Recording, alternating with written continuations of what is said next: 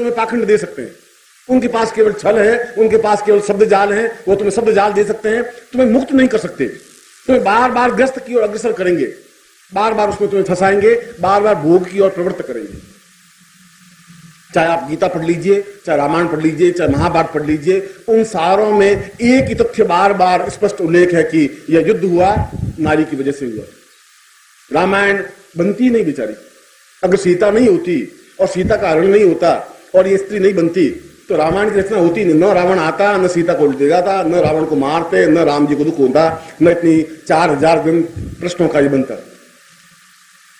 सारा 4000 पृष्ठ इसलिए तुलसीदास जी को रंगने पड़े कि सीता बेचारी पैदा हो गई गलती से। और अगर द्रौपदी नहीं होती तो महाभारत तो होता ही नहीं। 18 दिन तक क्यों लड़ते, क्यों युद्ध करते?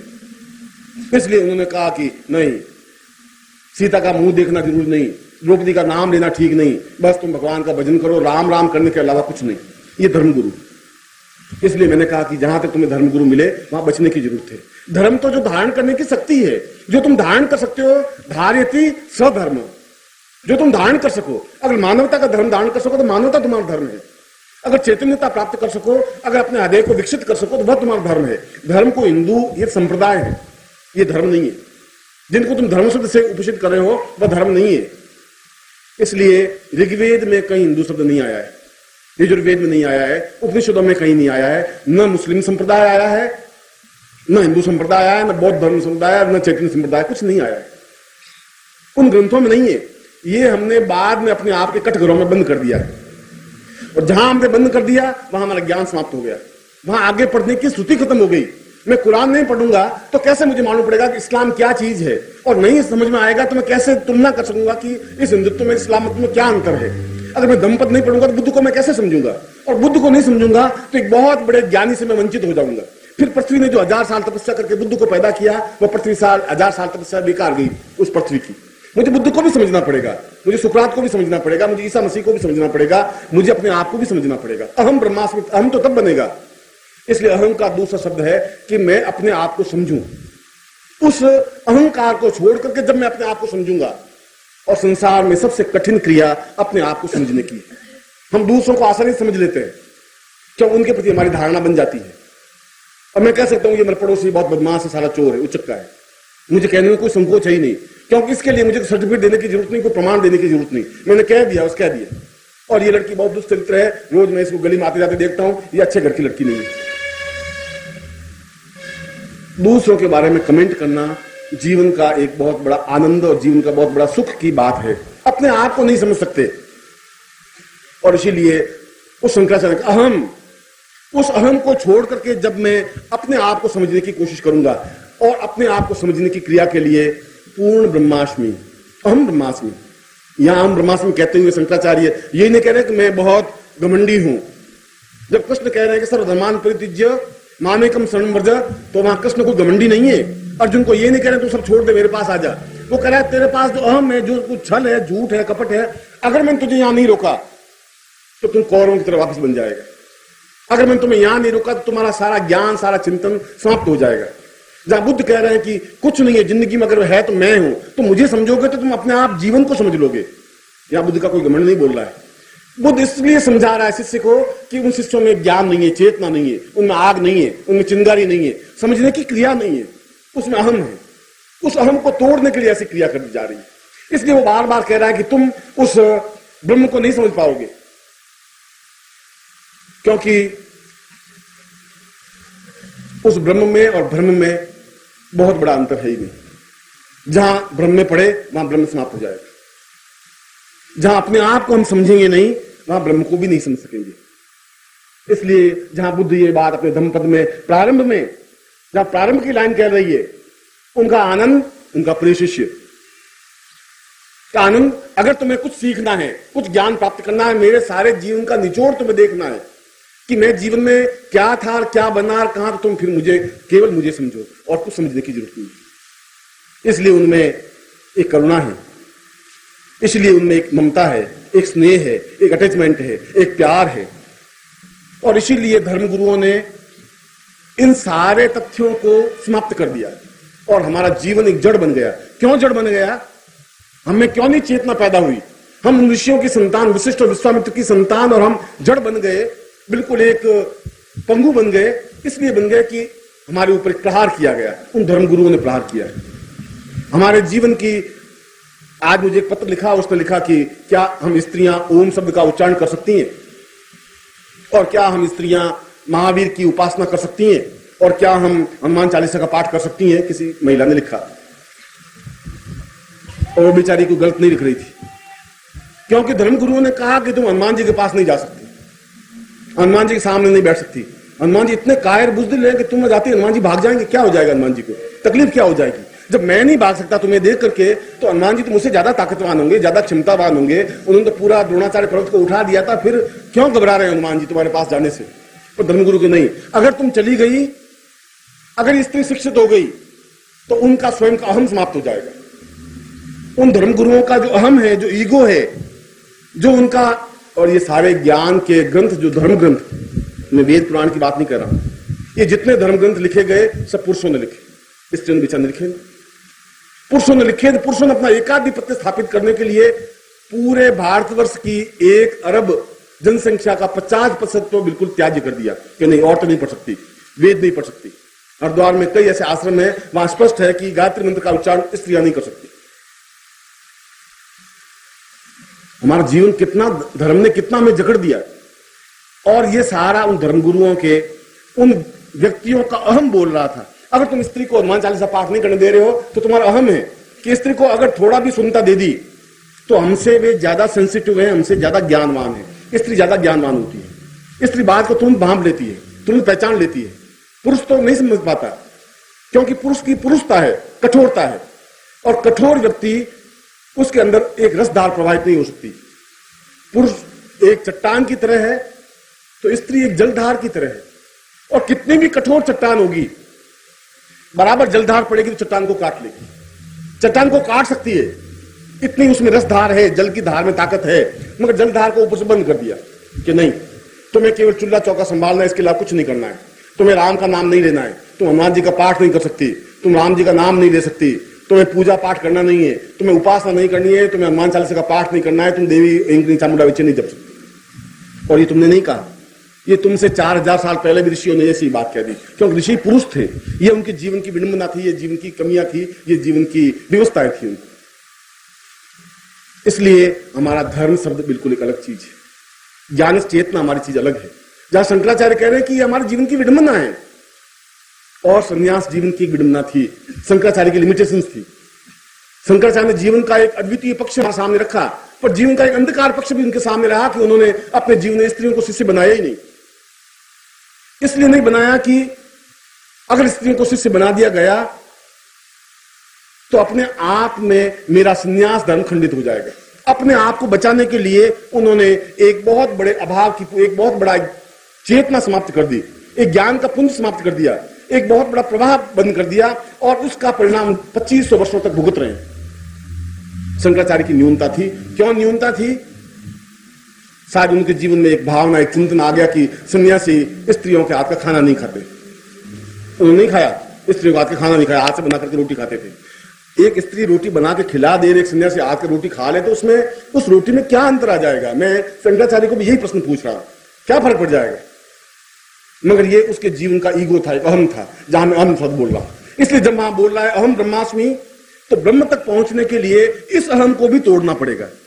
अगर ये अहम नहीं तोड़ा, तो फिर हम एक बार फिर अगले 2500 वर्षों तक, अगले 2000 वर्षों तक, फिर 1000 वर्ष तक पृथ्वी तपस्या करके एक और व्यक्ति पैदा नहीं कर पाएगी, फिर इस भ्रम को नहीं तोड़ पाएगी। ये भ्रम ज्यों का त्यों 1000 वर्ष तक चलाता रहेगा। इस भ्रम को तोड़ना जरूरी है, उनको इक्वलिटी देनी जरूरी है, क्योंकि एक बात तो बिल्कुल और 100% निश्चित है कि जीवन में अगर ब्रह्म की साधना करनी है, जीवन में अगर जगदम्बा के दर्शन करने हैं, जीवन में अगर उस मन पक्ष पर और आत्म पक्ष पर पहुंचना है, तो पुरुष को स्त्रियों के गुण प्राप्त करने ही पड़ेंगे। अगर बिना स्त्रियों के गुण प्राप्त किए पुरुष उन आत्म चेतना को प्राप्त कर ही नहीं सकता, ब्रह्म नहीं बन सकता, ठूंठ बन सकता है, एक जड़ बन सकता है, एक चेतनाहीन बन सकता है। क्योंकि स्त्रियों के गुण है दया, प्रेम, करुणा, ममत्व, स्नेह, अटैचमेंट, मातृत्व, एक भावना, एक हृदय पक्ष। पुरुष बुद्धि से सोचता है, हर क्षण एक ही बात स्त्री भावना से सोचती है, अपने हृदय पक्ष से सोचती है, क्योंकि वह उस पीड़ा को जानती है, उस दर्द को एहसास कर सकती है कि एक पुरुष उत्पन्न करने में उसको कितना दर्द, कितनी तकलीफ, कितनी वेदना। मैं सोचता हूं संसार का सबसे घोर कष्ट उसको भोगना पड़ता है 9 महीने। पुरुष उस दर्द को महसूस नहीं कर सकता, पुरुष दर्द महसूस नहीं कर सकता, इसलिए अत्याचारी बन सकता है, इसलिए गालियां दे सकता है, इसलिए बुरा भला कर सकता है, इसलिए जीवन में कठोर बन सकता है। और कठोर बनना जीवन की न्यूनता है, अहम है। उस अहम को तोड़ने के लिए उस कष्ट को एहसास करना पड़ेगा। उस अहम को तोड़ने के लिए उस ममत्व को, उस प्रेम को, उस दया को अपने अंदर स्थापन करना पड़ेगा। और ये गुण तो पुरुष के नहीं है। और अगर पुरुष में ये गुण नहीं आए तो बुद्ध नहीं बना जा सकता। बुद्ध की आंखों में करुणा देखेंगे, एक दया देखेंगे, एक विशाल करुणा का सागर आंखों में तैर रहा है। और ये करुणा सागर पुरुष में नहीं बन सकता। पुरुष तो चंगेज खा बन सकता है, औरंगजेब बन सकता है, कंस बन सकता है, रावण बन सकता है, विधर्मी बन सकता है, अत्याचारी बन सकता है, क्योंकि इस पौरुषता से ही पुरुष बनता है। अगर कोई लुंज पुंज तुम्हारा पति हो, बहुत ढीला ढाला हो, अच्छा तुम चलो, अच्छा चलता, अच्छा बैठ जाओ, अच्छा बैठ जाओ, तो तुम मन में सोचो कि साला क्या साला आदमी है, साला गया भी था। अब तुम करो नहीं, माँ बाप ने पल्ले पकड़ दिया, पटक दिया, मगर तुम उसके प्रति एक पति भाव रख ही नहीं सकती, है ही नहीं। क्योंकि पति एकदम से होना चाहिए चट्टान की तरह मजबूत, क्षमतावान। एक होना चाहिए कि उसके ऊपर प्रत्येक स्त्री, तुम में से जितनी बैठी जो भी संसार, प्रत्येक स्त्री चाहती है कि पति मेरे ऊपर प्रहार करे, जबरदस्ती करे।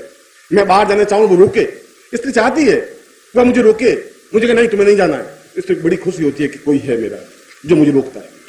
अगर नहीं रोके तो सोचते कि इस पति का क्या है, जाती हूँ, अच्छा मर्जी चली जा, अच्छा मैं शाम को आऊंगी, अच्छा शाम को। किशन लाल जी कितने मजबूत है, वो उनकी पत्नी 1 इंच नहीं हिलती, अगर किशन लाल जी नहीं कहते हिल नहीं सकती, और तुम कैसे आदमी ढीले डाले, उसके अटैचमेंट नहीं बन सकता। इसलिए पौरुषता से तो पति बनता है, पुरुष बनता है, मगर पौरुषता साधना के क्षेत्र में कोई सफलता नहीं दे सकता। साधना के क्षेत्र में तो अपने आप में एक हृदय पक्ष से खुला होना चाहिए। हृदय पुरुष के पास होता ही नहीं।